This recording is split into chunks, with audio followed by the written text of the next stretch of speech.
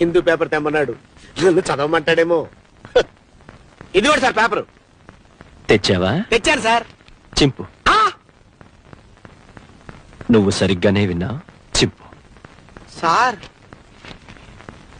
చింపు. అలాగే. ఇంకా చింపు. ఇంకా చింపు. చింపు.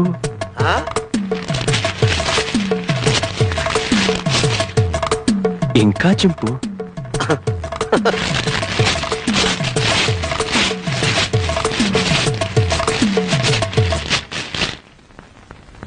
ఇంతింతగా చింపు. సార్, ప్రపంచంలో ఇంతకంటే ఇంకెవడూ చింపలేడు సార్. Very good.